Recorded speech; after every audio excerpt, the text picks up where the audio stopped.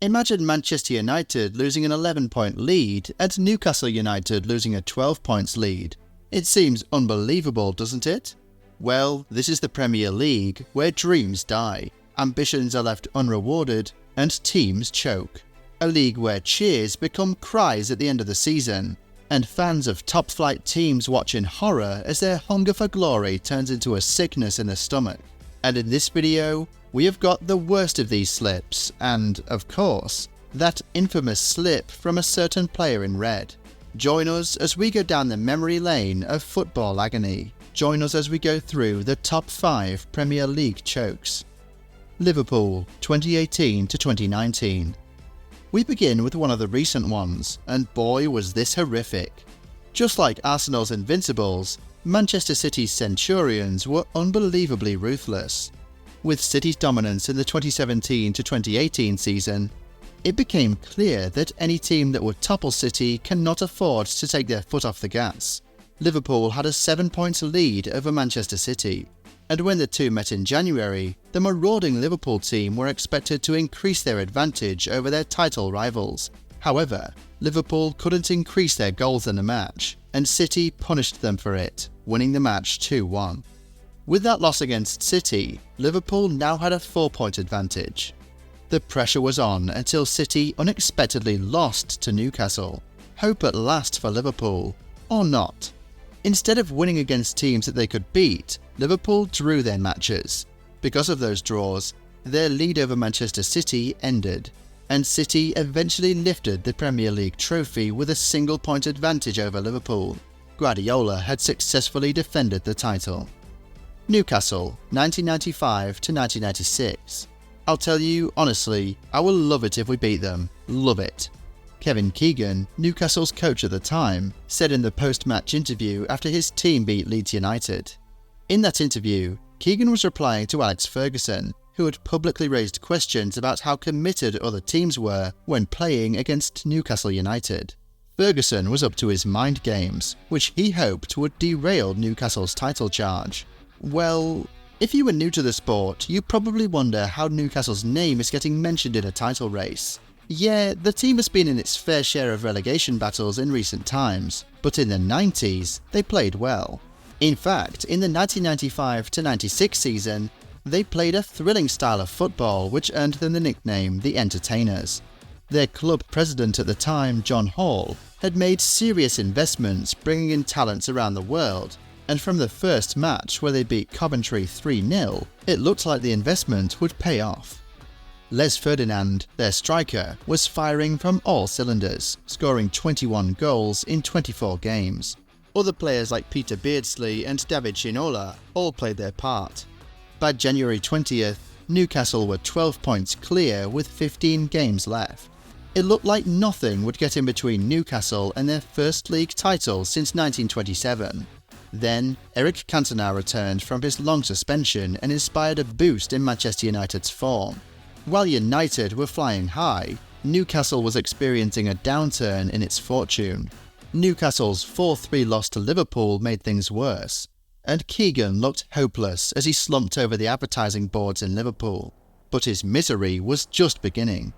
Les Ferdinand's goals had dried up, and the team was just floundering.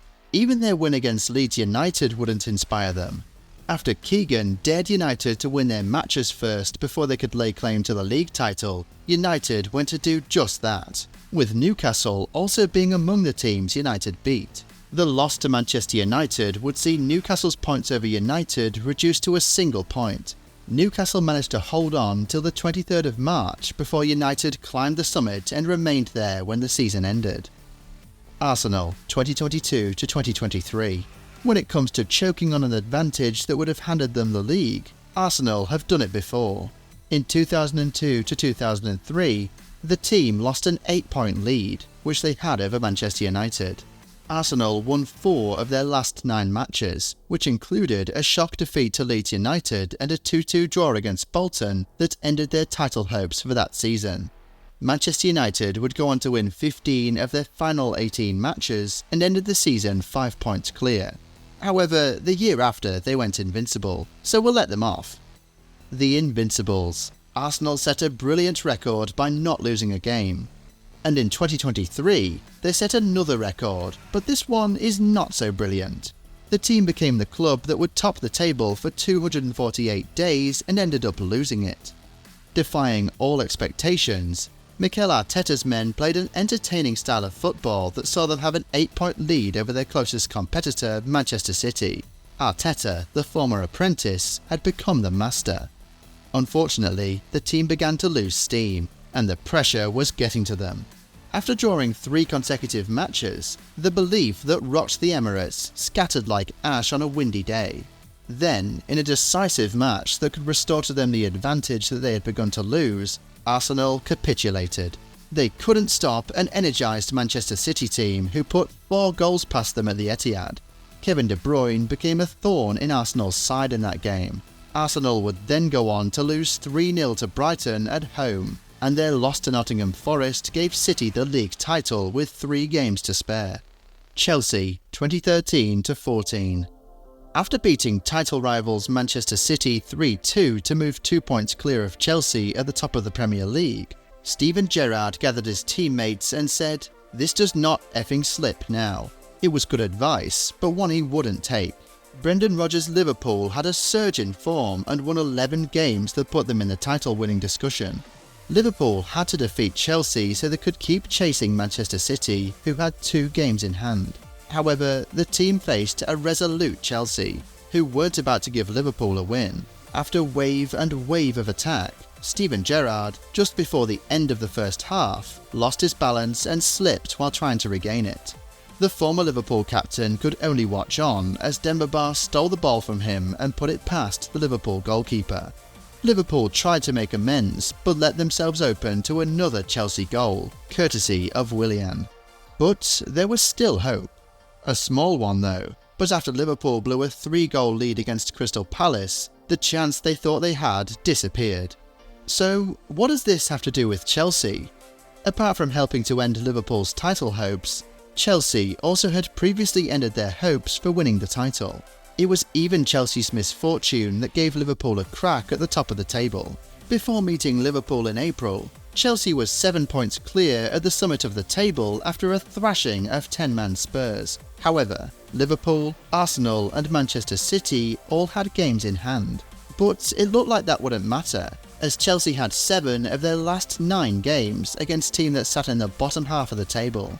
The last 2 remaining top half teams Chelsea had to play were Arsenal and Liverpool.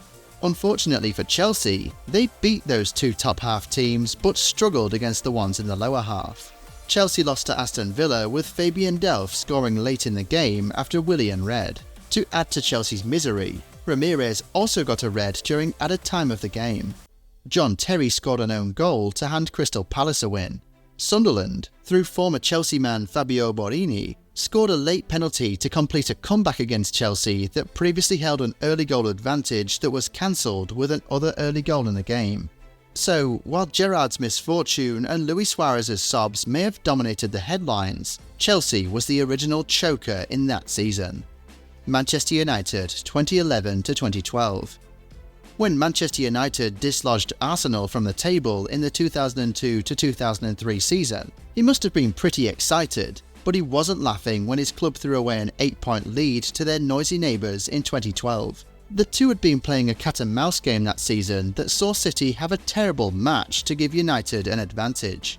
Then United suffered its own poor streak, which left the game to be decided on the final day. United managed to get over the line against Sunderland on the last day, with fans and players celebrating in the stands, in what seemed like a United win, as City was losing to QPR.